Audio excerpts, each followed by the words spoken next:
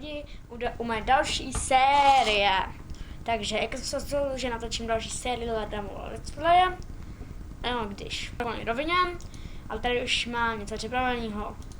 Mám takovou cobblestone farmu, která se nám momentálně zasekla, nebo nevím, co to tam dělá.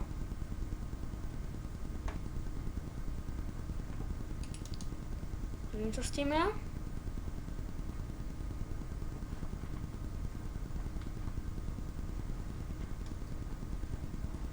Asi je tohle na to moc.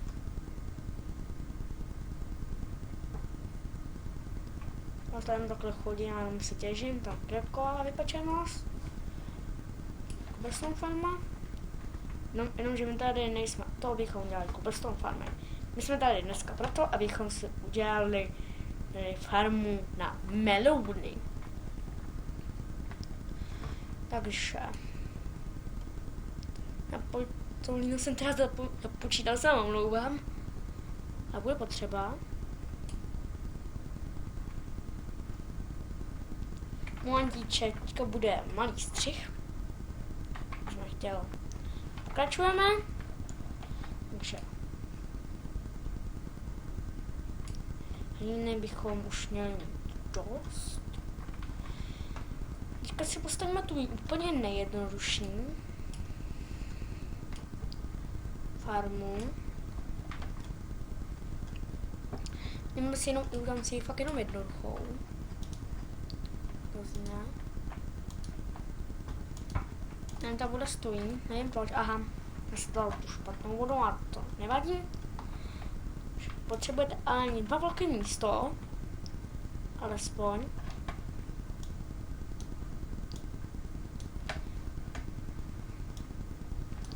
Potom se ještě pokusím o automatickou, a to fakt nevím, protože já ještě nestavěl. A pokusím se o ní. Případně udělám styk a kouknu se, jak to dělá. Pozor, dej semínka dávajte jenom sem. Později uvidíte proč.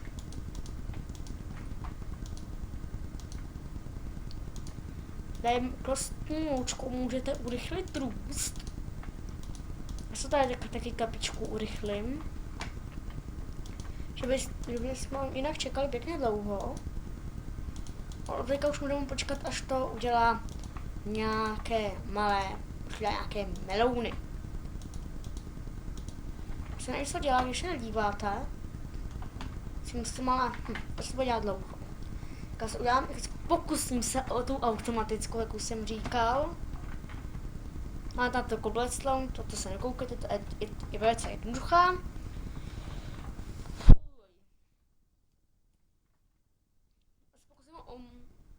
Když tak se podívejte, jste měli zájem, jak funguje velká, jak se než tak pojďte na nějaký jiný video, já se pokusím jenom o tu malou. Tak se na to dáme, ať to stihneme.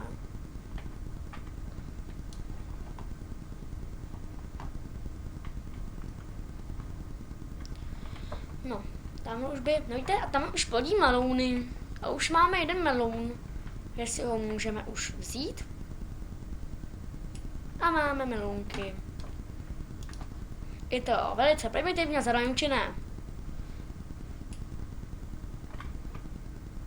No, aspoň budeme mít co jíst. Zase budu vyspat. A pak to asi dodělám, nebo nevím. Momentíček, já jsem omlouvám, jsem hodně dělat ty střichy, protože jsem se zapomněl na nějaké věci, takže střih. Pokračujeme. A když pak, jestli to automatickou, tak tam si to musíte ještě kolem vykopat.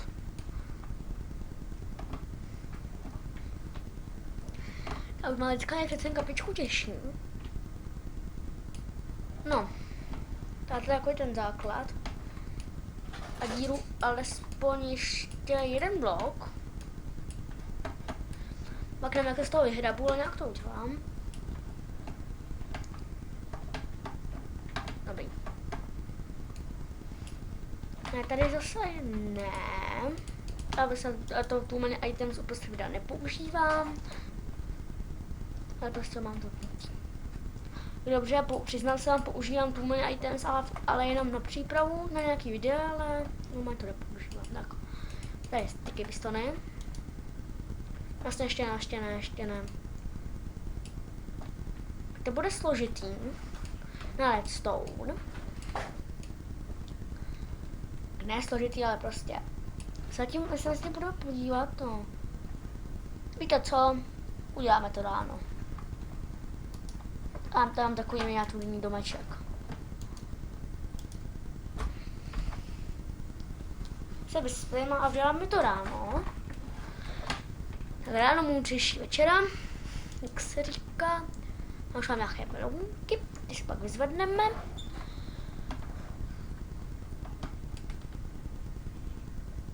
Samozřejmě můžu to dělat třeba i jednodušeji, ale já to dělám takhle. A já vám nevím, já jsem vzal železnou patu, možná jsem se měl vzít dial patu, ale mě napadlo. Při tom střihu, když jsem si musel vzít ještě sticky pistonem.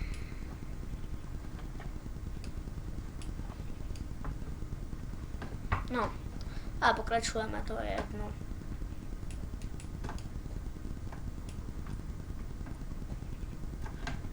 Všechno vyzvíráme. Dobře.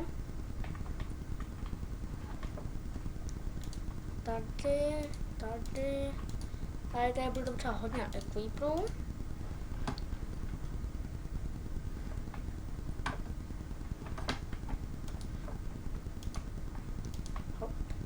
Hop.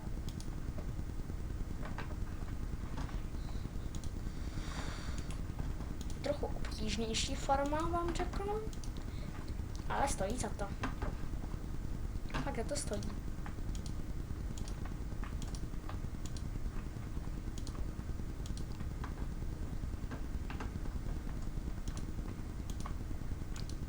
Jdeme, jako by nám to plodil kapičku alespoň. Robust to dát nebudeme. Tak. A tady už budeme se koupat, no já vím, je to trochu umorný. Ale co, já to pokusím mě trochu jednodušeji, a budu muset hackovat, tak udělám střih a pokusím se něco si hacknout. Moc se omlouvám, ale to je jinak to hrozně dlouho. Pokračujeme, takže já tady jsem viděl takovou super lopatu, byste dalo nazvat. Že vidíte, že nám to dává i ty travnatý bloky. To je moc zajímavý. Že tak mám na ně něžný dotek nerozbit. Tak já to vysvětlím tím něžným dotekem. Ale nevím, nejsem nějaký redstone maniak. No, ale bacha, aby se vám nestalo tady to, co mě, že ta lopata je úplná neřízená střela. Bacha na ně. Abyste se tam nerozmlátili to, co nechcete. Už musím tolik toho rozmlátit, že ona je prostě odolná. No, ale vidíte, co jsem říkal. To od té rychlosti ďábla. Fuj. Asi byste se měla četat na normální lopatě. Já se měla četat na normální dial lopatě. Podívejme. A na tom těžké vlastně jenom to postavit, ale ten systém je vlastně zcela primitivní. A se ještě dáme. To ještě je nejdůležitější, jak se to správně odvodit. Vždycky to musí být víc, teda něco než 15 bloků. Víte, 1, 2, 3, 4, 5, 6, 7, 8, 9, 10, no, třeba. Ale jo, to by mělo stačit. Teďka ještě další teďka ještě něco důležitého. Sticky pistony. Na pistonama by vám to nefungovalo. Tak dobře fungovalo by vám to jenom jednou. Už by vám to nešlo, takže potom musí být sticky pistony hodně. Proto je to takový náročný. Ale fakt. Myslím, jak je na tom tam ta farma, no, ta už má tam plno melounů. Tak. Tam určitě to je třeba tyhle ty. To tam dáme. A farmou už máme z velké části hotovou.